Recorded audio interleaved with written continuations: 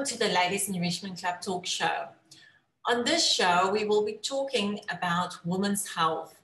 So we are pleased to introduce our guest to you today, Elana. Hello, Elana.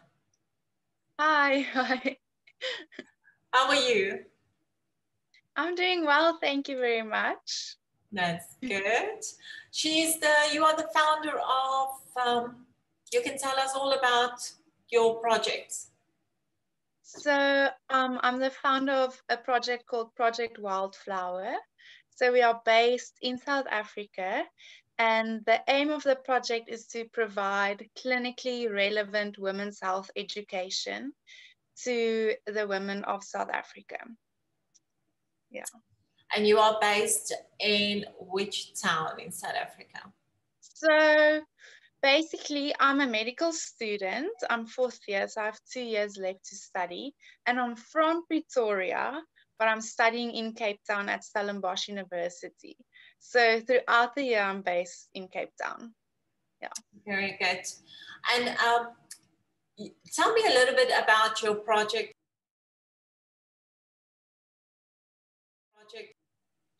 So my mother was diagnosed with breast cancer when I was about 18 years old. And she went through all the therapy, and she's a breast cancer survivor at the moment. But my auntie was also diagnosed with breast cancer when I was about 17 years old, or 16, 17, and she passed away last year after battling the breast cancer. And the thing is, the difference between my mother and my auntie, the main difference was that my mother was diagnosed at stage 1 and my auntie when she was already at stage 3. So yeah, that just made me think a bit, and that together with me being a medical student and seeing patients and just seeing so many women presenting at a very late stage of whichever the disease they have, just because they don't know what kind of red flags to look out for, that kind of just encouraged me to, just educate women on their bodies, on various diseases that affects them, and just tell them what to look out for, and when to go see a doctor, because there's so many information that to me as a medical student is general knowledge, but to women out there and the general public, like, it's not general knowledge. So yeah, I just felt like there's such a gap in education about women and women knowing their bodies. So that's where it started. Amazing. So your project is non-profit organization. Tell me a little bit more about that. So we are still very new. So the idea came a while already, but the kind of launch was only this year. And I got a lot of ladies from South Africa that volunteers. We are about 20 ladies. So we have a social media page basically educating women. You're welcome to go follow it. It's on Instagram at women's health _ project wildflower. So we have that. And then next year, we're going to start to go to schools in Pretoria and in Cape Town. And we will be having sessions with the ladies there. So basically the topics that we will be discussing will be based on the age of the girls that we will be speaking to, as well as the setting that they're in, and just educating them. And then maybe in the future, we will speak to all the ladies as well to speak about the topics that will affect them the most. So that's what we're doing at the moment. Yeah, because the more that you're going to go out, I mean, it's going to be like awareness, right? And yeah, people will know, and they will talk to their friends and to their mums, and might just make a very big impact as well on, whoever you're gonna, which area you're gonna go to. Tell me, Elana, the girls that you're going to be speaking to at schools, from what age would you be targeting? The aim is that if we speak to primary school girls. We will be speaking to grade 6 and 7s, and we will be focusing on topics such as puberty and like those kind of things, menstruation, danger signs with regards to menstruation, those kind of things. Because it's shocking how little like parents speak to their children about what is happening to their bodies. So we just believe that if they know what's happening, it'll be a bit less frightening process happening. And then when we go to all like high schools, we'll probably do grade 10s and 11s, and we'll definitely be speaking about contraception and those kind of things, because the teenage pregnancies in South Africa is quite high. Like we see girls that's extremely young having babies. So that's really a gap there, and we would like to then work with the local clinics and kind of tell them, this is your options. These services are available to you. All you have to do is go to the clinic and you can get the contraception. So yeah, that'll be the things that we'll be doing.